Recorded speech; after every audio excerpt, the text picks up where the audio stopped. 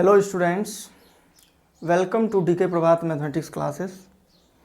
आज मैं अपना पहला ऑनलाइन क्लास स्टार्ट करने जा रहा हूं, ताकि इस लॉकडाउन की सिचुएशन में भी आप अपने घर पर सुरक्षित रहकर पढ़ाई को कंटिन्यू रख सकते हैं।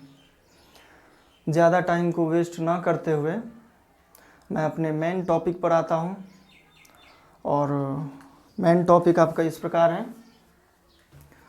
तो सबसे पहले जो पढ़ाया जाएगा उसमें 11, 12 के साथ साथ मेंस एडवांस को ध्यान में रखकर, तो मेरा फुल्ली फोकस रहेगा इसमें। सबसे पहले मेंस एडवांस के लेवल को मेंटेन करना। बेसिक्स से तो स्टार्ट करेंगे ही, और हम मेंस एडवांस तक इसको लेकर जाएंगे। और जैसा कि आप लोग जानते हैं, आप लोगों को जानना चाहिए अगर नहीं जानते हैं तो, कोई भी कंपटीशन हो, खास करके मेंस एडवांस इंजीनियरिंग एंट्रेंस के लिए, इसमें मिक्स्ड क्वेश्चन पूछा जाता है, कनेक्ट करके रहता है एक दूसरे से, जो है एक दूसरे एक्सरसाइज से। तो इसके लिए सिलेबस को थोड़ा सिस्टमेटिक वे से जो है पढ़ना पड़ता है।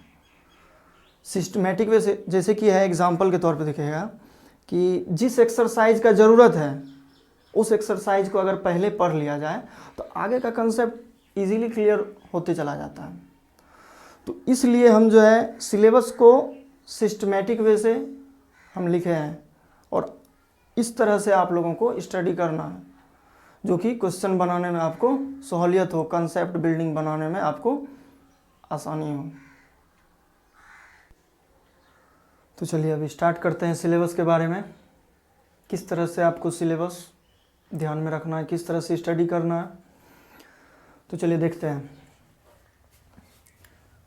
11, 12 के साथ साथ जेईई मेंस एडवांस तक जाना है। तो उसके लिए सबसे पहला आपको लीनियर इनइक्वालिटीज़ के बारे में जानना चाहिए। इनइक्वालिटीज़ तो आपका बहुत ही अच्छा रहना चाहिए। तो सबसे बेसिक इनइक्वालिटीज़ में से है लीनियर इनइक्वालिटीज़। फिर उसके बाद, और यह जो लीनियर इनइक्वालिटीज़ है आपके 11th के भी सिलेबस में है। तो जैसे ही हम लीनियर इनइक्वालिटीज़ बताते हैं तो आप 11th का अपना किताब बना सकते हैं, जो भी आपकी टेक्स्ट बुक हो, एनसीईआरटी के साथ साथ जो भी किताब हो बना सकते हैं। सभी किताब बन जाएगा, बुक्स बन जाएगा। फिर दूसरा है मॉडुलस फंक्शन। यह 12th में बहुत ज़्यादा यूज होता है, और कंपटीशन सेक्शन में पढ़िएगा तो किसी भी एक्सरसाइज में इससे रिलेटेड मिक्स प्रॉब्लम दे देता है। तो इसलिए मॉडुलस फंक्शन के बारे में आपको सबसे पहले जान लेना है। अगर यहाँ सीख लेते हैं तो आगे कहीं प्रॉब्लम नहीं होगी। जहाँ भी आपको इस फंक्शन से रिलेटेड क्वेश्चन रहेगा, आप इसका कंसेप्ट का यूज़ करके आगे बढ़ सकते हैं। आगे देखिएगा sign scheme for polynomial function, rational function, quadratic expression.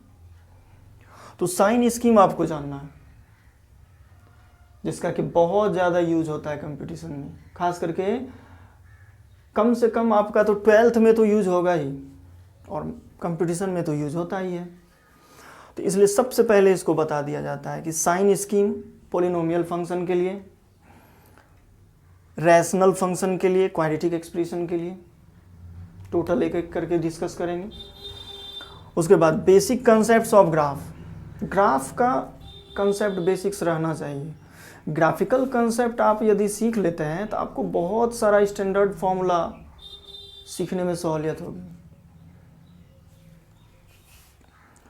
और कंसेप्चुअली स्ट्रांग हो जाइएगा। यदि आपका ग्राफिकल कंसेप्ट स्ट्रांग हो जाता है तो कंपटीशन लेवल के लिए कंसेप्चुअली पूरी तरह से एकदम स्ट्रांग हो जाइएगा, क्योंकि कहीं कोई प्रॉब्लम आने वाला ही नहीं है उसके बाद। तो इसलिए कुछ बेसिक्स ग्राफ शुरुआत में बताना पड़ता है, जिससे कि स्टैंडर्ड फॉर्मूला वगैरह सब भी याद रखने में बहुत सहूलियत होती है। फिर इरेशनल इनइक्वालिटीज़ है। इसका भी जैसा कि हम बताएं, इनइक्वालिटीज़ कंपटीशन के लिए बहुत ही इम्पोर्टेंट है। कोई भी कंपटीशन इंजीनियरिंग लेवल का या उससे आगे बीसीए, एमसीए, कुछ भी हो, अगर अच्छा करना चाहते हैं उसमें, तो ज़रूर आपको इनइक्वालिटीज़ के बारे में जाननी चाहिए। इरेशनल इनइक्वालिटीज़, फिर उसके बाद लॉगरिथम्स। लॉगरिथम का बेसिक फार्मूला से स्टार्ट करेंगे, डेरिवेशन से कैसे डिफिनीशन आया, उसके बाद लास्ट तक पहुंच जाएंगे जिसमें कि logarithmic equation, logarithmic inequation, exponential equation, exponential inequation, फिर ग्राफिकल कंसेप्ट, लॉगरिथम के ग्राफ के बारे में पूरा डिटेल से हम बताएंगे, जो कि आपका 11-12 से लेकर मेन से एडवांस तक पहुंच जाएगा कंसेप्ट। फिर ट्रिगोनोमेट्री के बारे में पूरा डिटेल से बताएंगे, एक एक करके पूरा की कंसेप्ट बेसिक्स से लेकर अपेक्स तक। इसके बाद आ जाते हैं एलजेब्रा पे। एलजेब्रा में जितना भी एक्सरसाइज दिया गया है एक एक करके स्टार्ट करेंगे, पूरा कंप्लीट करेंगे इसको। फिर 2D पर आ जाते हैं। यह भी आपका मैक्सिमम करीब करीब सभी 11th में ही है, लेकिन कंपटीशन के लिए बहुत ही इम्पोर्टेंट। इसको अगर अच्छी तरह से तैयार किया जाए, थोड़ा सा प्रैक्टिस किया जाए, कम प्रैक्टिस में ही इससे बनने का चांस हो जाता है, निश्चित बनता है इससे क्वेश्चन।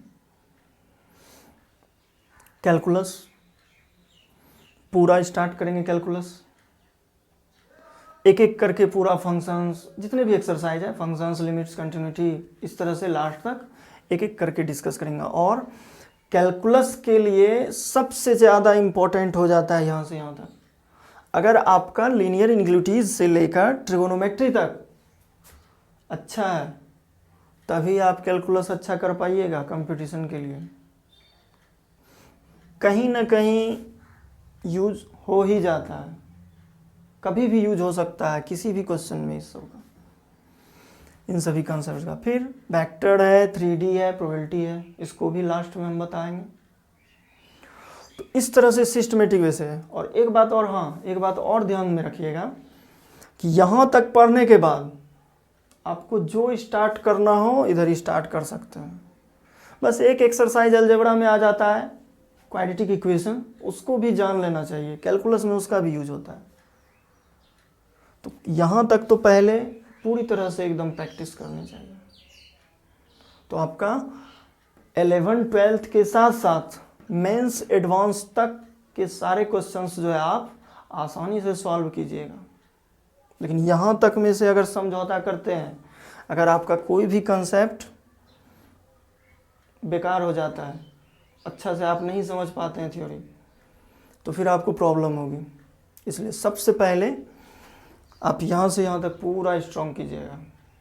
जितना बार रिवीजन करना हो, 2-3 बार 4 बार, आपको 11th में ही यहाँ से यहाँ तक रिवीजन कर लेना चाहिए।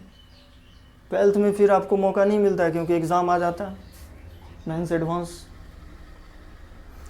तो चलिए, यह हो गया आपका सिलेबस के बारे में कि मेंस एडवांस के लिए किस तरह से आपको सिस्टमेटिक वे से सिलेबस आपको पढ़नी है।